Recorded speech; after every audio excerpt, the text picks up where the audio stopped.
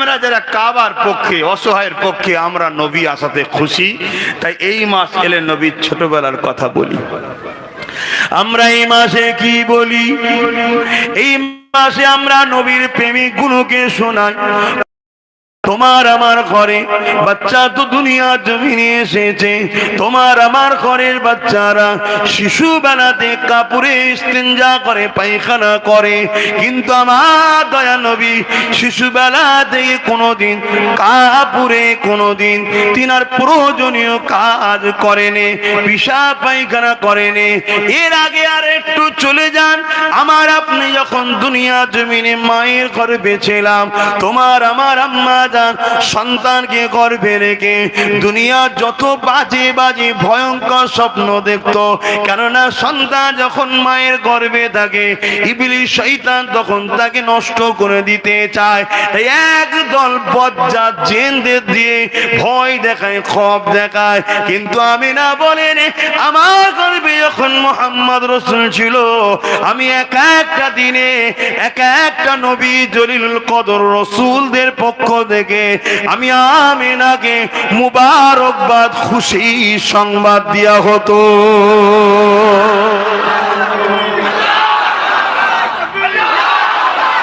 তো বাচ্চা হিসাবে আমার নবী কি কোনো বাচ্চার মতো? বলুন বলুন বলুন বলুন বলুন যে আমার বাচ্চাও বেগুনাহ, রাসূলও বেগুনাহ? না, আমার বাচ্চা বেগুনাহ ঠিক কথা, কিন্তু মাসুম নয়। মুহাম্মদ রাসূল শুধু বেগুনাহ নয়, মাসুম। জোরে বলুন সুবহানাল্লাহ। কোন বাচ্চাকে মাসুম বলবেন না, বাচ্চারা মাসুম নয়, বেগুনাহ। মাসুম একমাত্র নবীরা, যাদের গুনার পার্সটা নাই, তাদেরকে বলা হয় মাসুম। জোরে বলুন সুবহানাল্লাহ। কিন্তু আমরা সমাজে বাচ্চাদের ঘরে মাসুম বলি না, মাসুম বাচ্চারা নয়, বাচ্চাদের গুনার পার্স আছে। বড় হলে গুনাহ করবে, ওখানে দাগ পড়া শুরু হবে। নবীদের ওইটাই নাই, একটা পার্স ছাড়া তারা এসেছে, একটা কম আছে তাদের। কথা বুঝছেন না, বোঝেন না? কি কম? গুনার পার্সটাই তাদের নেই, ওই আয়নাটাই নেই যেখানে দাগ পড়বে। কেন? তারা আল্লাহর পক্ষ থেকে সিলেক্টেড, যে এরা জীবনে দুনিয়ায় গিয়ে গুনাহ করবে না। জোরে বলুন সুবহানাল্লাহ।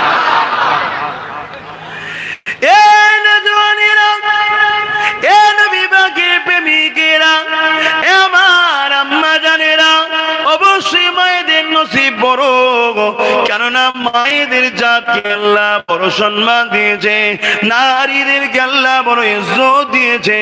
যেদিন পৃথিবীর জমিনে এক আল্লাহকে যারা মানত না, তারা নারীগুলোকে বাজারে বিক্রি করত, জেন্ত জেন্ত পুঁতে দিত। আমার রাসূল এসে তাদেরকে সম্মান দিয়েছে। কত সম্মান দিয়েছে! নারীদেরকে জানিয়ে দিয়েছে, নারীর বাপগুলোকে জানিয়েছে, এ নারীর বাপেরা, নারীগুলোকে হত্যা করে দিও না। আমি মুহাম্মদ জানিয়ে দিই, কারো ঘরে প্রথম পুত্র সন্তান হলে জান্নাতে সংবাদ পাই কি জানি, বলতে আসি না, কিন্তু আমি নবী বলি, যার ঘরে প্রথম নারী সন্তান হয়, এর মানে ওই বাপ কি আল্লাহ জান্নাতে সংবাদ দেয়। আল্লাহ নবী আরো জানিয়ে দিলেন, এ দুনিয়ার পুরুষেরা, বাপেরা, যাদের ঘরে একটা, দুটো, তিনটে নারী হবে, তাদের জন্য কোন সৌভাগ্য। শোনো, কারো ঘরে 50টা পুরুষ সন্তান হলে সে জান্নাতে যাবে কি যাবে না, ও সংবাদ আমি দিতে আসি না। তবে আমি জানিয়ে দিই, মহান আল্লাহ জানিয়ে দিয়েছে, কারো ঘরে যদি পর পর 3টে নারী সন্তান হয়, এই 3 নারী সন্তান বাবা আর আমি রাসূলুল্লাহ আল্লাহ জান্নাতে পাশাপাশি থাকবো। কি গো, ইসলাম নারীদের সম্মান দেয়নি? এই সম্মান পছন্দ হচ্ছে না? কি দিলে খুশি হবেন? আর্ধেক রাত্রিরে বার থেকে মেয়ে আসবে, বাপ কিছু বলবে না, এতে খুশি? তাই তো প্রতিদিন পেপার খুললে নারী ধর্ষণ আর মার্ডার পাওয়া যায়। কিন্তু মদিনাওয়ালার মদিনাতে এমন সিস্টেম শিখিয়ে গেছে, আজ পর্যন্ত কোনো নারী ধর্ষণও হয়নি, মার খুনও হয়নি, কোনো নারী জেনাও করে না। জোরে বলুন সুবহানাল্লাহ। এটা ভালো লাগে না? পশ্চিমা ভালো লাগছে? পশ্চিমা সন্তান কার গো? বলছে বাপের, মেয়ের পেটে সন্তান বাপের। এটা ভালো লাগছে? আমাদের ছেলেরা এখন সব পশ্চিমাদের ফলো করছে, আন্ডার প্যান্ট পরে রাত্রে ঘুমোয়, হাফ প্যান্ট পরে, ওই অবস্থায় সকালে বিরাজ নিয়ে বেরিয়ে পড়ে। কি রে বলছে একটু সাহেবরা করে, আমরাও না একটু ফিল্ডিং দিলে হয়। এই কথা শুনছেন? ধ্বংস হয়ে যেতে হবে, ধ্বংস হয়ে যাবে, কেঁদে কুল পাবে না। মরতে চাইবি, মরণও হবে না, জ্বলনও কমবে না। লোক ভাবে বিষ খেলে মরে যায়, সব বাজে কথা। লোক 10 তলা থেকে লাম মেরেও মরে না, বেঁচে রয়ে যায়। লাস্টে দেখা যাবে দুটো ঠ্যাং ভেঙে গেছে আর বেঁচে গেছে, জ্বলে জ্বলে জ্বলে জ্বলে মরে বারে। তার আগে তবু ঠ্যাং দুটো ছিল, কষ্ট কম হতো, ঠ্যাংও ভেঙে গেছে, মরণ হয়। কথা শুনছে? আল্লাহর মার, দুনিয়ার বার। ও মাঝে মাঝে তো ভাবি মালিক তোমার কত সবর, আমরা কত বদমাইশি করি তাও তুমি আমাদেরকে খাওয়াও। আল্লাহ আকবার।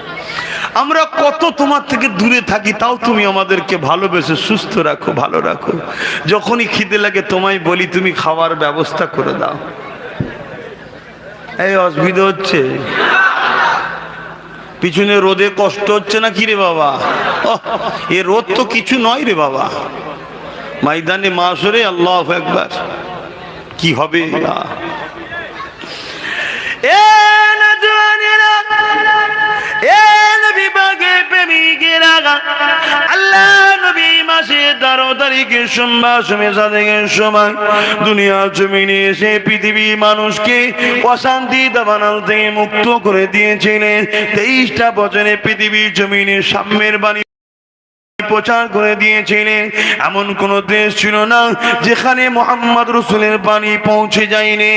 এ যুবকেরা, এ নবী পাকের প্রেমিকেরা, সেদিন আমার নবী বিরোধী করেছিল কারা? যারা মা বাপকে জুলুম করতে পছন্দ করে তারা। আজকে আমার নবীর বিরোধী করে কারা? যারা মা বাপকে বৃদ্ধাশ্রমে রাখতে পছন্দ করে তারা। সেদিন কারা নবীর বিরোধী করেছিল? যারা নারীদের শোষণ করা পছন্দ করে। আজকে আমার নবীর বিরোধী করে কারা? যারা বিবি ছেড়ে দিয়ে বাড়ি গিয়ে পরনারী নিয়ে মজা ফুর্তি করে তারা। সেদিন আমার নবীর বিরোধী করেছিল কারা? যারা গরিবকে শোষণ করে তারা। আজকে আমার নবীর বিরোধী করছে কারা? যারা গরিবদের করে হত্যা করা পছন্দ করে তারা। মিলিয়ে দেখে নিন, সেদিন যারা মানবরূপী পশু ছিল তারাই নবীর বিরোধী করেছিল। আজকে দিনও নবীর বিরোধী কেউ যদি করে, এরাও মানবরূপী পশু ছাড়া আর কিছুই নয়। কিন্তু আমি যে কথা বলতে লেগেছি, আমার নবী দুনিয়ার জমিনে আসবে। আর এমন করে এসেছিলেন যখন আম্মা জান আমেনা বলতে লেগেছে, আমার বাচ্চা যখন 6 মাস পেটের মধ্যে রয়েছে, আমার মন করে স্বামী আব্দুল্লাহ ইন্তেকাল হয়ে গেল, আমি বাচ্চাকে নিয়ে বড় একা হয়ে গেলাম, আমার গর্ভের মধ্যে রয়েছে বাচ্চা, কিন্তু এটা আখেরি নবী হবে আমি আমেনা জানতাম না। হঠাৎ করে একদিন আমি দুপুরের সময় ঘুমিয়েছিলাম, ঘরের মধ্যে খবে দেখতে পেলাম একটা সুন্দর চেহারাওয়ালা যুবক আমার ঘরের মধ্যে প্রবেশ করেছে। আমি আমেনা ওই যুবককে ঘুমের মধ্যে দেখে ঘাবড়ে গেলাম, আমার ঘাবড়ানোতে ঘুমটা ভেঙে গেল। আমি দেখতে লাগলাম, যাকে খবে দেখতে লেগেছি বড় আদবের সঙ্গে আমি আমেনা আমার ঘরে পায়ের দিকে দাঁড়িয়ে রয়েছে। আমি যুবককে দেখে ঘাবড়ে গেলাম। ওই যুবক আমাকে মা বলে ডাক দিল। মনের মধ্যে একটু শান্ত হলো, ভয়টা কম লাগলো। কেন মা বলে ডেকেছে? কে আপনি? ওই যুবক বলেছিল, মা ঘাবড়াবেন না মা, আমি দুনিয়ার কোনো পুরুষ নয়, পুরুষের সোনার ধরে এসেছি। আমি হলাম আল্লাহ পাকের ফেরেশতা হযরত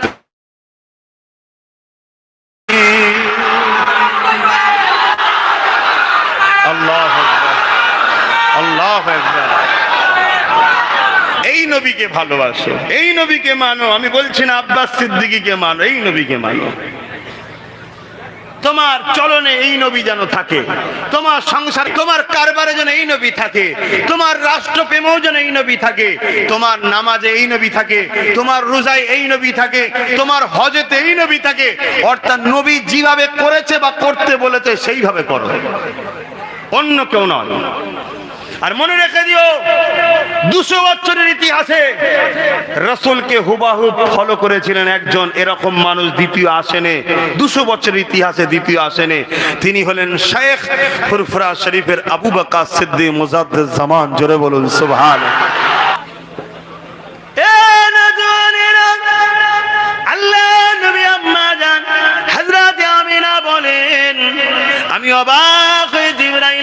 জিজ্ঞাসা করি কি খবর, কেননা আসমানি কিতাব পড়েছেন আম্মা জান।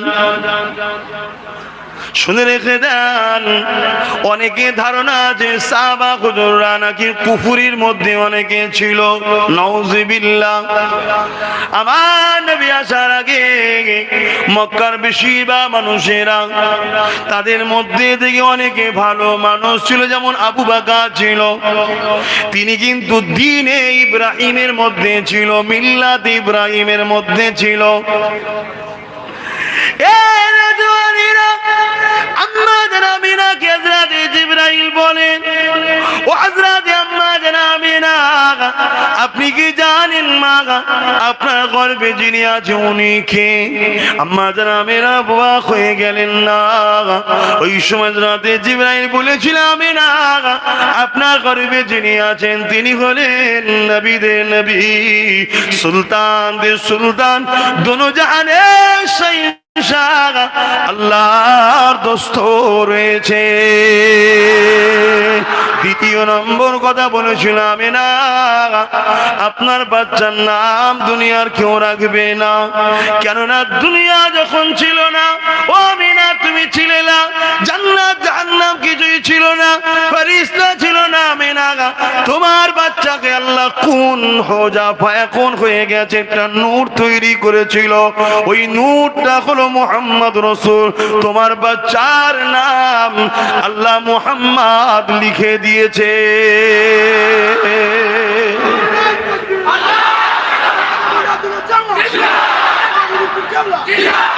ভাইরা আমার, শিক্ষার জন্য বলছি, স্বাভাবিক পৃথিবীতে যত বাচ্চা আছে সেই বাচ্চাদের নাম মুরব্বীরা রাখে, দাদু দাদি, নানা নানি, মা বাপ, বা কেউ পীর সাহেবদের থেকেও নাম নেয় যে আমার পীর সাহেব হন আপনি। আমি আম মানুষ, নামের অত বুঝি না, মানে টানে নাই, নাট বল্টু স্ক্রু হয়ে যাবে না, তা আপনি একটা নাম দেন। অনেকে বলে আমরা দিই, কিন্তু আমার রসুলে পাকের নাম আল্লাহ রাখছে কেন? কি গো, আমার রসুলের নাম আল্লাহ রাখছে কেন? যদি বলেন ভালোবাসে, তো ভালোবাসে তো জান্নাত থেকে মানুষ করে বড় করে তো পাঠাতে পারতেন। আল্লাহ তো পারে না? পারে না। বিনা বাপ মা তো আল্লাহ মানুষ তৈরি করেছে না করেনি? নাম তিনার হযরতে আব্বাজান আদম আলাইহিস সালাম। আবার মা ছাড়া, মহিলা ছাড়াও আল্লাহ সৃষ্টি করেছে না করেনি? নাম হযরতে আম্মাজান হাওয়া আলাইহিমুস সালাম। আবার পুরুষ ছাড়া শুধু নারী থেকেও আল্লাহ সৃষ্টি করেছে না করেনি? নাম আম্মাজান মারিয়াম, সন্তান হযরতে নবী ঈসা আলাইহিমুস সালাম। কথা বুঝে আসছে? সেই আল্লাহ তিনার দোস্তকে তিনার কুদরতি ক্ষমতায় দুনিয়ার বুকে জান্নাত থেকে স্পেশাল পাঠাতে পারতেন না? পারতেন না। কেন পাঠাননি? অনেক হিকমত আছে। দুনিয়ার লোক বলতো হয় উনি জিন নাই, ফেরেশতা নাই, আল্লাহর সন্তান, নানান রকম কথা মিথ্যা মিথ্যা প্রচার শুরু করতে, বলতো নাউজুবিল্লাহ। যেমন ঈসা আলাইহিস সালামের বিষয়ে বলেছিল, ঠিক না বেঠিক গো? এই জন্য আমার আল্লাহ মানুষকে হিদায়াতের জন্য তিনাকে মানুষেরই করবে দুনিয়াবি সিস্টেম দ্বারা আল্লাহ পাঠাচ্ছেন। কথা বুঝে আসছে না? নয়, যাতে আব্দুল্লাহর ঘরে, আমিনার ঘরে যায়, মানুষ দেখবে সব, তো তখন তারা ভাববে বেশাক একটা মানুষ, তখন তার কাছে মানুষ আসবে। আর না হয় ঐশীভাবে যদি যায়, দুধ থাকবে, ভয় খাবে, অনেক কিছু ব্যাপার হবে। কথা বুঝে আসছে না? নাই, বেশাক এর থেকে ভালো আল্লাহ জানে। জোরে বলুন সুবহানাল্লাহ। আম্মা জানামিনা বলেন, দুনিয়া জমিনে আমার বাচ্চা আসবে, গর্বে আমার বাচ্চা তখন ছিল। আমি আমিনা যেখানে যেতাম, যে ঘরে যেতাম, আমার ঘর কোনো, আমার খুশবু আর খুশবু হয়ে যেত। এলাকার মহিলারা বলতে লাগে, আমিনা কি এমন খুশবু মাকে? এই খুশবু তো এলাকার কোন জায়গাতে আছে বলে আমরা জানি না। এ নওজওয়ানেরা, আম্মা জানা আমিনার পরিবারের যারা কন্যা নারী সদস্য ছিল তিনারাও অবাক হয়ে যায়, আমিনা কি এমন খুশবু মাকে, যার খুশবুতে এলাকা ঘর বাড়িগুলো ভরপুর হয়ে যায়।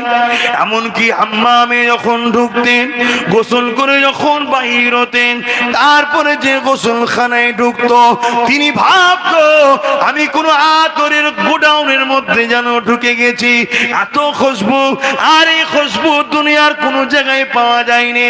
এই আম্মা জান আমিনাকে তিনার শাশুড়ি আম্মা জিজ্ঞাসা করে, এ মা আমিনা, কি আদর তুমি মাখো? তুমি এমনি স্বামী খারা, কি আদর তুমি মাখো? এই আতর এত খুশবু কোথা থেকে আসে? আম্মা আমিনা নিজের থুতুটা ফেলে দিয়ে বললেন, মা শুধু শরীর থেকে নয় মা, ওই থুতু থেকে খুশবু বাহির হয়। এই খুশবু আমিনার নয় মা, এই খুশবুটা হলো পেটে যেটা আছে ওটা।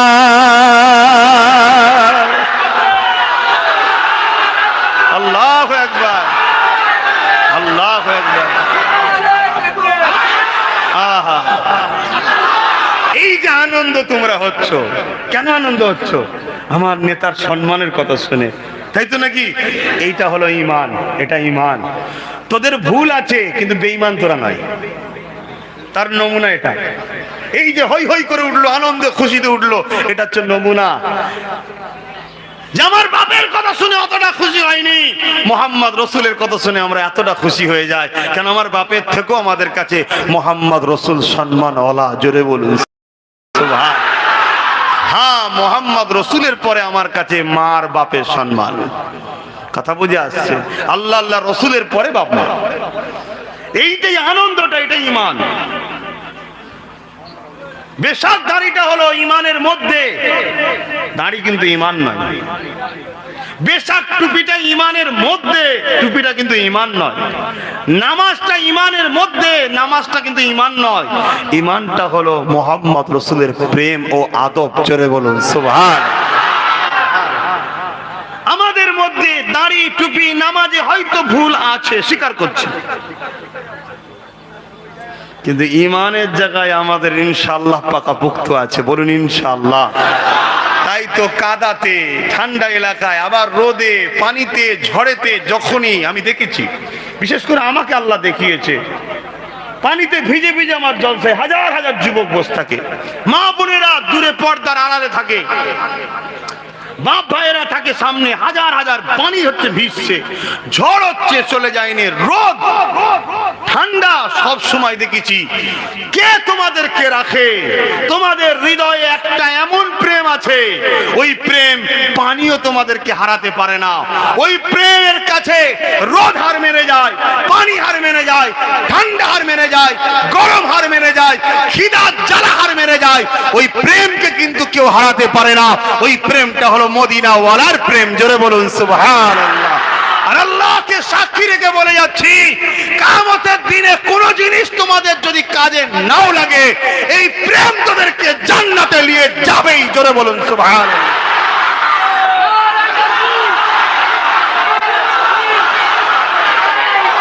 আল্লাহু আকবার। ইয়া রাসূলুল্লাহ, মনে রেখে দিও আমার যুবকরা, আর নবীর প্রেমিক কখনো ইসলামের ক্ষতি করতে পারে না।